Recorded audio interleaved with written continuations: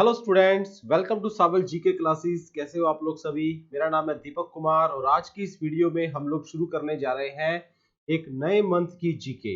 मई 1 और 2 की सारी करंट अफेयर्स को मैं आप लोगों के साथ डिस्कस करूंगा। उससे जुड़े हुए स्टैटिक जीके के पॉइंट्स भी मैं आपको नोट डाउन करवाऊंगा।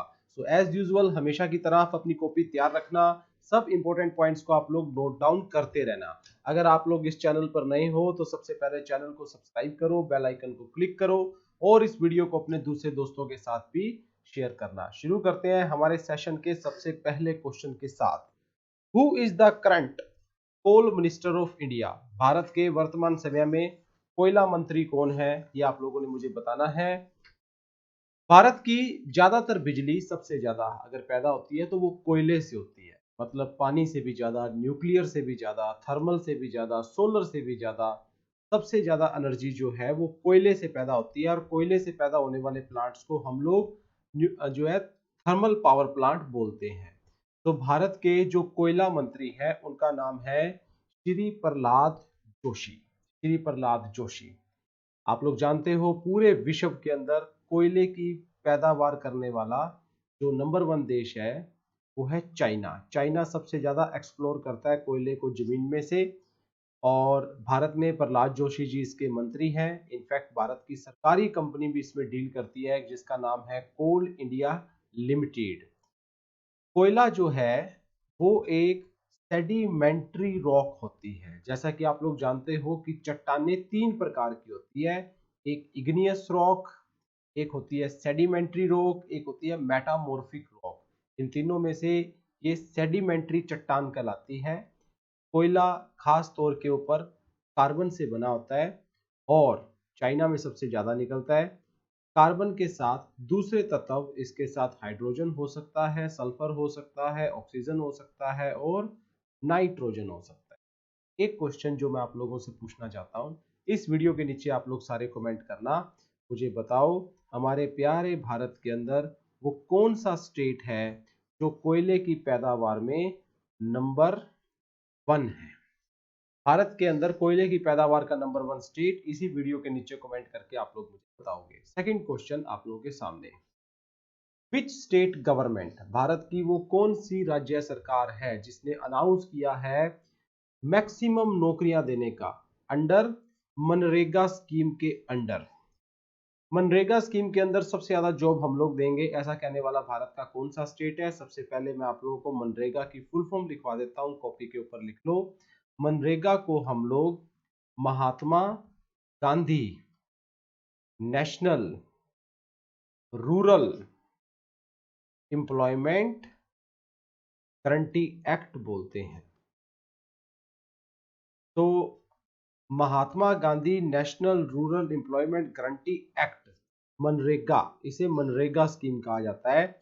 इसका आइडिया सबसे पहले जो है मनरेगा के बारे में पीवी नरसिम्हा राव जी की सरकार में 1991 के अंदर जो है आया था। इसे Mahatma Gandhi national rural employment guarantee act कहा जाता है। और जिस स्टेट ने इसको लागू करने की बात की है उस स्टेट का नाम है छत्तीसगढ़। छत्तीसगढ़। छत्तीसगढ़ की राजधानी आप सभी जानते हो वो है रायपुर। छत्तीसगढ़ में टोटल 28 जिले हैं। छत्तीसगढ़ की गवर्नर का नाम अनुसुईया है और यहाँ के चीफ मिनिस्टर हैं भूपेश बहगल। छत्तीसगढ़ की ऑफिशियल भाषा हिंदी और 3.5 करोड़ की लगभग छत्तीसगढ़ की आबादी है। मेरा अगला क्वेश्चन आपसे ये है, आप लोगों ने ये बताना है कि Mahatma Gandhi national rural employment guarantee act, ये जो सोशल सिक्योरिटी स्कीम है, राइट टू वर्क का प्रावधान है इसमें, ये भारत के अंदर कौन से साल के अंदर लॉन्च हुई। पहले इसका नाम national rural employment guarantee act सिर्फ नरेगा था, बाद में इसका नाम चेंज करके मनरेगा किया गया। तो नरेगा या मनरेगा भारत में कौन से साल के अंदर लॉन्च हुई थी, ये आप लोगों ने मुझे इस वीडियो के नीचे कमेंट करके बताना है। नेक्स्ट, तीसरा क्वेश्चन आप लोगों के सामने जी।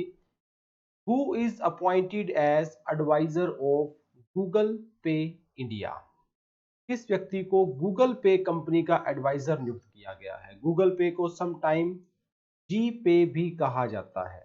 यह आप लोग जानते हो कि यह एक डिजिटल वॉलेट ऑनलाइन कंपनी है, एक डिजिटल वॉलेट ऑनलाइन कंपनी है जिससे डिजिटली पैसा ट्रांसफर होता है। गूगल पे 8 जनवरी 2018 को लॉन्च हुई थी और शिखा शर्मा को इसकी एडवाइजर नियुक्त किया गया है। भारत की आधी से ज्यादा मार्केट आज ऑनलाइन ट्रांजैक्शन के लिए गूगल पे ने अपने कैप्चर में कर रखी है।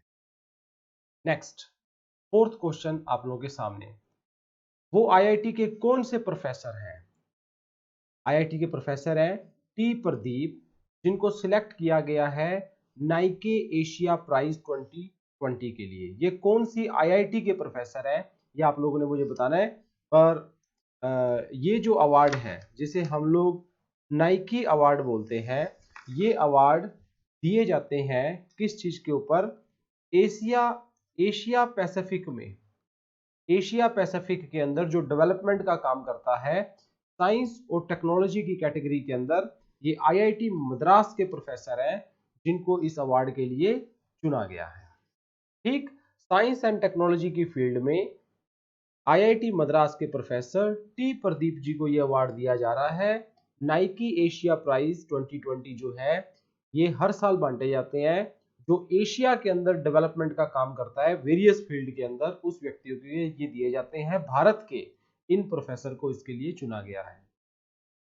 पांचवी न्यूज आप लोगों के सामने, विच कंट्री कन्फर्ड, कौन सी देश ने दिया है डॉक्टर तंजैम डबली सिंह, मतलब ये भारत के वो व्यक्ति हैं जिनको ऑर्डर ऑफ राइजिंग सन का अवार्ड दिया गया है। कौन से देश ने दिया है? क्योंकि उन्होंने भारत के साथ उसके रिश्ते मजबूत किए। देखो, डॉक्टर तंजम डबली सिंह, इन्होंने भारत के रिश्ते उस देश के साथ मजबूत किए, इसीलिए उन्होंने उनको सम्मानित किया है अपने एक देश के अवार्ड से जिसका नाम है ऑर्डर ऑफ राइजिंग सन। इस देश का नाम है जापान, तो इसको हम लोग जापान के रूप से जानते हैं। जापान की राजधानी आप लोग सभी जानते हो वो टोक्यो है। जापान की ऑफिशियल भाषा जापानी है। लगभग 3,77,975 स्क्वायर किलोमीटर में फैला हुआ देश है। 12.6 करोड़ की इसकी टोटल आबादी है। 5.8 ट्रिलियन डॉलर की इसकी इकॉनमी है। आपने मुझे इस वीडियो के नीचे ये बताना है कि जापान के प्रधानमंत्री जी का नाम क्या है। इस तरह से क्वेश्चंस के आंसर आप लोग दिया करो। आप लोग जितनी वीडियोस देखते हो उसके अंदर ये हैबिट डालो कि आप सभी क्वेश्चन जो मैं आपसे पूछता हूँ आंसर दिया करो। ये एक तरीके का आपका लाइव टेस्ट होता है, आपको कमेंट करना चाहिए और दूसरे स्टूडेंट्स भी इससे एनकरेज होते हैं आंसर देने के लिए। जापान की करेंसी है येन, जिसका ये सिंबल है। छठवां क्वेश्चन आप लोगों के सामने, विच स्पोर्ट्स रेगुलेटरी बॉडी, वो स्पोर्ट्स से रिलेटेड कौन सी रेगुलेटरी बॉडी है जिसने लॉन्च किया है वी विल विन। ये गाना उन्होंने बनाया है, ये एक तरह का कैंपेन है ताकि हेल्थ वर्कर को वो ट्रिब्यूट कर सके, उनको सम्मानित कर सके, उनको इज्जत दे सके। तो इसको लॉन्च किया है फीफा ने। अब फीफा के बारे में आप लोग सब जानते हो, फीफा जो है वो अंतरराष्ट्रीय स्तर के ऊपर फुटबॉल को कंट्रोल करने वाली एक बॉडी है। पूरी धरती के ऊपर फुटबॉल गेम्स को कंट्रोल करती है, जिसे इंटरनेशनल फेडरेशन फुटबॉल एसोसिएशन के रूप से जाना जाता है। फीफा का गठन 21 मई 1904 ईस्वी के अंदर हुआ। इसका गठन हालांकि पेरिस फ्रांस के अंदर हुआ था, पर आज इसका हेडक्वार्टर जो है वो स्विट्जरलैंड ज्यूरिक में है। ज्यूरिक स्विट्जरलैंड के अंदर आज इसका हेडक्वार्टर है। इसकी ऑफिशियल भाषाओं में इंग्लिश, फ्रेंच, जर्मन और स्पेनिश है। एक क्वेश्चन आप लोगों के लिए, फीफा के प्रेसिडेंट का नाम क्या है? He is a very famous person और आप लोग मुझे कमेंट करके बताओगे फीफा जैसी रेगुलेटरी बॉडी के प्रेसिडेंट एट प्रेजेंट कौन है।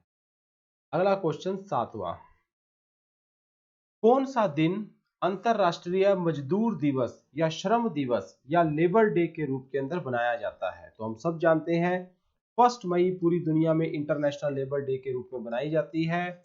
1 मई 1886 के अंदर पहली बार अमेरिका के अंदर जो लेबर यूनियन थी उन्होंने हड़ताल की थी कि हमें हमारे राइट्स और ज़्यादा चाहिए। पूरा पूरा दिन हमें एक्सप्लॉइट करने के बजाय 8 घंटे हमारा जो है वो वर्किंग आवर होना चाहिए। इस दिन ये स्ट्राइक पर गए थे और स्ट्राइक के बाद जो है फिर इस बात को एक्सेप्ट किया गया। भारत समेत दुनिया भर में 8 आवर जो है फिर लेबर्स के लिए फाइनल किए गए।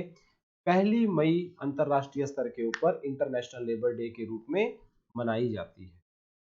8वां क्वेश्चन, अब इंटरनेशनल लेबर डे को वर्ल्ड लेवल के ऊपर बनाने का काम ILO द्वारा किया जाता है। ILO को हम लोग इंटरनेशनल लेबर ऑर्गेनाइजेशन के रूप से जानते हैं। इंटरनेशनल लेबर ऑर्गेनाइजेशन क्या होती है, जिसे अंतरराष्ट्रीय श्रम संगठन कहा जाता है। और ये क्या काम करता है, पूरी धरती के ऊपर लेबर्स की ध्यान रखने का काम करता है। इंटरनेशनल लेबर डे भी इसकी देखरेख के अंदर सेलिब्रेट किया जाता है। इंटरनेशनल लेबर इशू को सोल्व करना, इंटरनेशनल लेबर के स्टैंडर्ड्स को सेट करना 1 मई 1886 ईस्वी के अंदर, सॉरी इसका गठन नहीं हुआ था। इंटरनेशनल लेबर ऑर्गेनाइजेशन ILO का गठन 29 अक्टूबर 1919 के अंदर हुआ था। इसका हेडक्वार्टर जो है वो जिनेवा स्विट्जरलैंड के अंदर है और इसके डायरेक्टर जनरल का नाम है गाय राइडर। गाय राइडर जो है वो इसके डायरेक्टर जनरल। ठीक है जी, ये थी हमारी 8th न्यूज। आगे बढ़ते हैं हमारी 9वीं खबर की तरफ। विच प्रोग्राम ऑन टेलीविजन, भारत के टेलीविजन के ऊपर सबसे ज्यादा हाईएस्ट व्यूअरशिप 7,70,00,000 लोगों ने एक साथ जिस एपिसोड को देखा एक ही दिन के अंदर 16 अप्रैल के अंदर, और पूरे विश्व में सबसे ज्यादा लोगों द्वारा देखे जाने वाले प्रोग्राम का खिताब जो है इस प्रोग्राम को मिला। उस प्रोग्राम का नाम क्या है, रामायण। तो रामायण जो है वो 16 अप्रैल 2020 को लगभग 7.25 करोड़ लोगों ने एक साथ टीवी के ऊपर देखकर अपने आप में एक कीर्तिमान और वर्ल्ड रिकॉर्ड की स्थापना की है। रामानंद सागर द्वारा बनाई गई ये रामायण थी, भगवान वाल्मीकि जी द्वारा इसको लिखा गया था। नेक्स्ट 10th क्वेश्चन हम लोग आगे बढ़ चुके हैं। विच रिसर्च ऑर्गेनाइजेशन, वो कौन सी रिसर्च ऑर्गेनाइजेशन है भारत के अंदर जिसने डेवलप की है किसान सभा ऐप, जो कनेक्ट करेगी भारत के सभी फार्मर्स टू सप्लाई चेन के साथ, ताकि ट्रांसपोर्टेशन मैनेजमेंट सिस्टम को और ज्यादा आसान किया जा सके। इसका नाम है CSIR। CSIR को हम लोग बोलते हैं council of scientific and industrial research. Bharat में वैज्ञानिक और इंडस्ट्रियल रिसर्च को प्रमोट करने वाली संस्था है CSIR। CSIR का गठन 26 सितंबर 1942 ईस्वी में हुआ था। इसके डायरेक्टर जनरल जो है वो शेखर सी मंडे है। नई दिल्ली के अंदर इसका हेडक्वार्टर है। तो CSIR it is a very famous body in India, जिसे council of scientific and industrial research के रूप से हम लोग जानते हैं। वैज्ञानिक और इंडस्ट्रियल रिसर्च करने के अंदर इस संस्था का भारत के अंदर एक अग्रणी स्थान है। नेक्स्ट 11वां question, for which ministry Shri Arvind Kumar Sharma is appointed as secretary. कौन से मंत्रालय के अरविंद कुमार शर्मा जी को सेक्रेटरी लगाया गया है। पहला ऑप्शन है मिनिस्ट्री ऑफ फाइनेंस, दूसरा micro small and medium enterprises, तीसरा मिनिस्ट्री ऑफ कॉर्पोरेट अफेयर्स और चौथा है ministry of human resource and development. तो इसका राइट आंसर है जी MSME, छोटे लघु एवं सूक्ष्म उद्योग मंत्रालय। भारत के MSME जो मंत्री हैं उनका नाम है श्री नितिन जयराम गडकरी। नितिन गडकरी जी भारत के इस वक्त MSME मंत्री हैं। Next 12th question, on which day, वो कौन सा दिन है जब वर्ल्ड ट्यूना डे ऑब्जर्व किया जाता है ग्लोबली। ये एक तरह की मछली है। क्या है, एक तरह की मछली है। इस मछली की इंपॉर्टेंस पूरे वर्ल्ड को बताने के लिए संयुक्त राष्ट्र संघ UNO द्वारा इस दिन को घोषित किया गया है। 71 वोट पड़े थे 124 के अंदर से 2016 दिसंबर के अंदर कि इस दिन को बनाना चाहिए। पहली बार इस दिन को 2017 के अंदर बनाया गया और इस साल भी इस दिन को बनाया गया है। वर्ल्ड ट्यूना डे 2 मई को बनाया जाता है इस मछली की इंपॉर्टेंस को वर्ल्ड लेवल के ऊपर बताने के लिए। नेक्स्ट आगे बढ़ते हैं जी हम लोग हमारे 13वें क्वेश्चन की तरफ। What is the NASA mission to study giant solar particle storm? जो सूरज के ऊपर तेज तूफान जो चले हैं उन जायंट सोलर पार्टिकल स्टॉर्म्स को स्टडी करने के लिए नासा ने जो सूरज के लिए मिशन लॉन्च किया है उसका नाम आप लोगों ने मुझे बताना है। उसका नाम है sunrise. A is the right answer, sunrise. ये नासा का मिशन है। नासा अमेरिका की स्पेस एजेंसी है। जैसे भारत की स्पेस एजेंसी है Indian Space Research Organisation, America की है नासा। नासा की फुल फॉर्म है National Aeronautics and Space Administration. National Aeronautic and Space Administration को हम लोग नासा बोलते हैं। इसकी फुल फॉर्म आप लोग ध्यान रखना, ये अमेरिका की स्पेस एजेंसी है। नासा स्पेस एजेंसी का गठन 29 जुलाई सन 1958 ईस्वी के अंदर हुआ।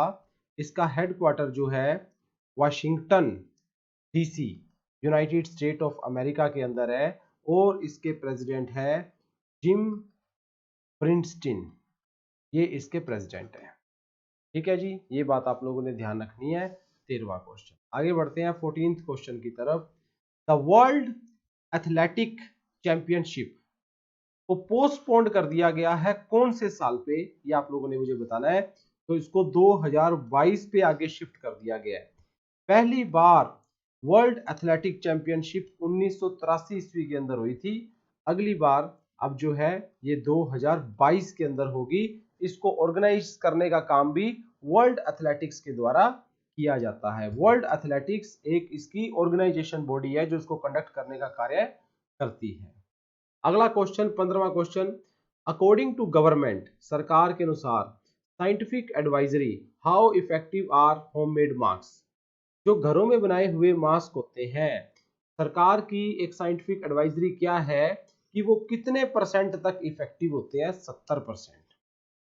70% तक वो काम करते हैं। घर पे बनाए हुए मास्क 70% तक काम कर सकते हैं, ऐसी सरकार की एजेंसियों का कहना है। 16वां question. Which nation was top military spender in 2009?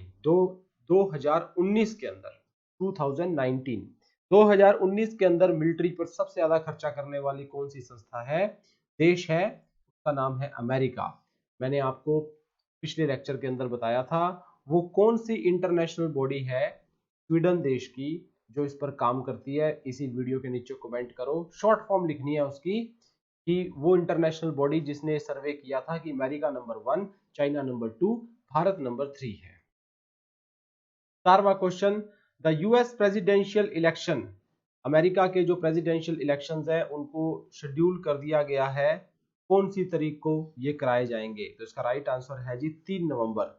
America के राष्ट्रपति जी के चुनाव जो है वो 3 नवंबर को होंगे। एक डेमोक्रेटिक पार्टी है, एक रिपब्लिक पार्टी है। डेमोक्रेटिक पार्टी जिससे बैरक ओबामा और ये सब डील करते हैं, रिपब्लिक पार्टी जिससे डोनाल्ड ट्रंप है। तो 3 नवंबर को अमेरिका के अंदर चुनाव की घोषणा की गई है। तो ये सब हमारी खबरें थी जी 1 और 2 मई की। उम्मीद करता हूँ सभी न्यूज़ आप लोगों को बहुत बढ़िया से लगी होगी। तो आप इस वीडियो को लाइक कर सकते हो, वीडियो पसंद आने पे दोस्तों के साथ भी शेयर कर सकते हो। मिलते हैं जी हमारे नेक्स्ट सेशन में नेक्स्ट वीडियो के साथ।